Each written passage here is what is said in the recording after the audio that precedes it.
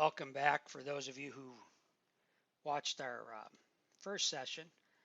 This is our training video segment number 2. This is for both clients, client prospects, as well as referral associate training.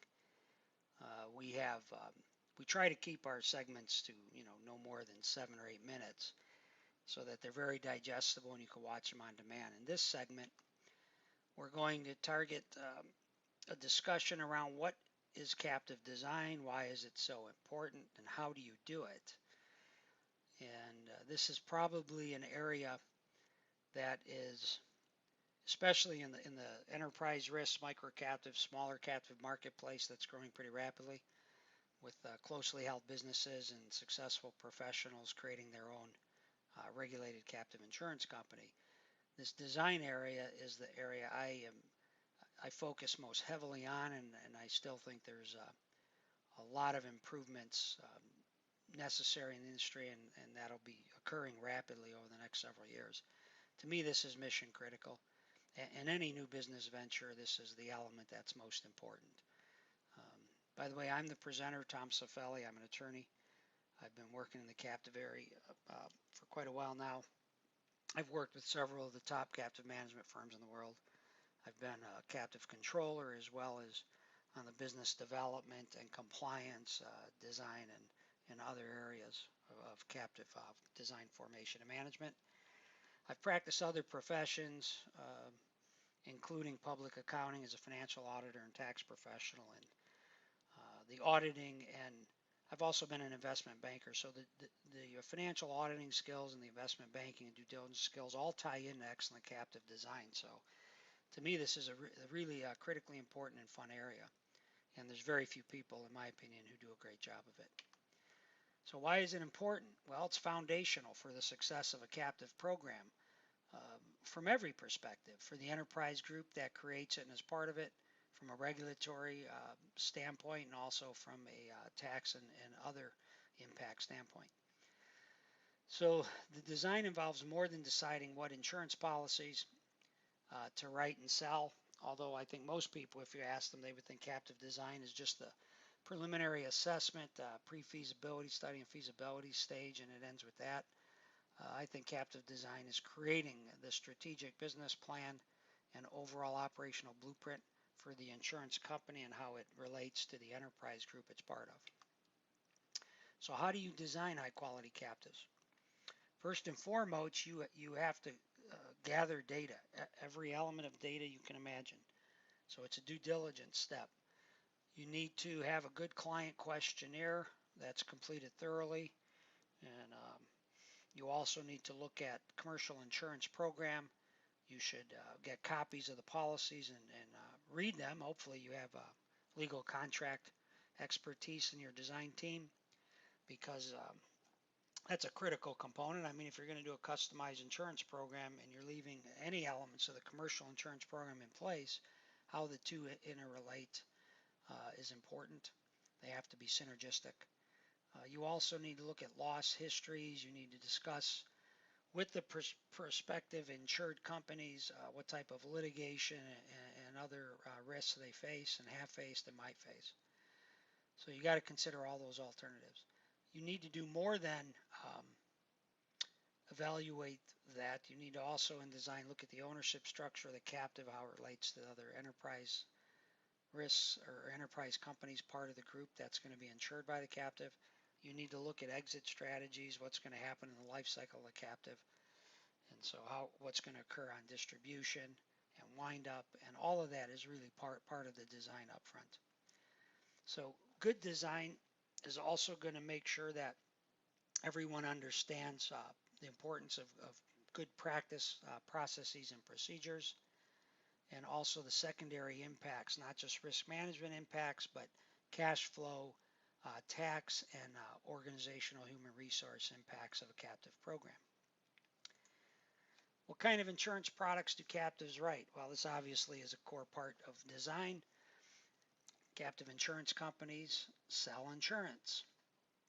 That is their primary, if not sole function, to create and sell and administer customized insurance programs.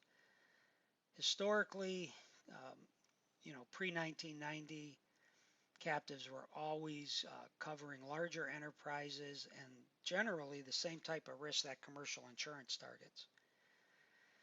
So it was basically to improve the commercial insurance program, reduce the cost of commercial insurance, improve the claims and related loss control elements of the commercial insurance market. In a lot of cases, provide necessary coverage that just was not available in the commercial insurance markets. Increasingly today, especially in the closely held small to mid-sized business marketplace and successful professionals, captives are formalizing previously self-insured insurance programs. They often do not even modify the commercial insurance program initially, they just supplement it. And the lower costs to design, form, and manage captives today, along with the wider acceptance of them, and particularly in the U.S., the IRS in 2002 taking a more adaptive stance as opposed to challenging captive arrangements, has fueled growth in these what are known as enterprise risk, micro captive, and sometimes misnamed 831B captive applications. Here are the type of insurance coverages, well, really just a small handful of the insurance coverages captives can and do write.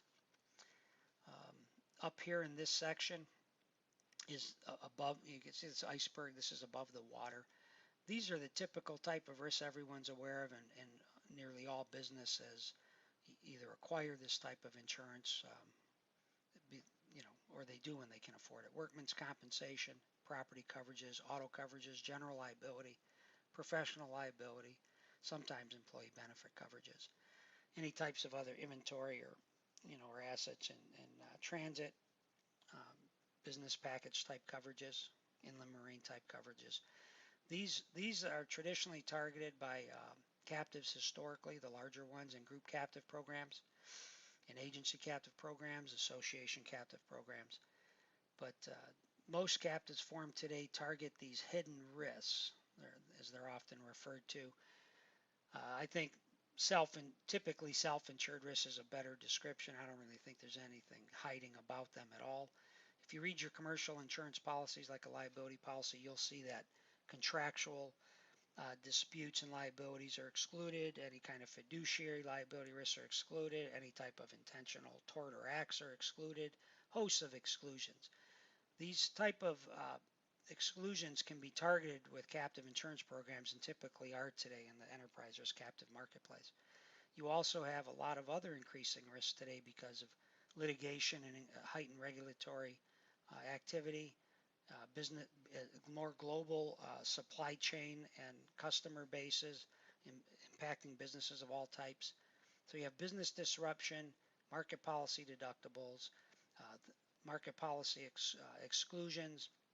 You have things like credit and other types of risks that you usually can't even find commercial coverage to cover. Reputation damage, all types of IT, cyber, data, security, and related issues of great concern today are not adequately insurable in the commercial marketplace.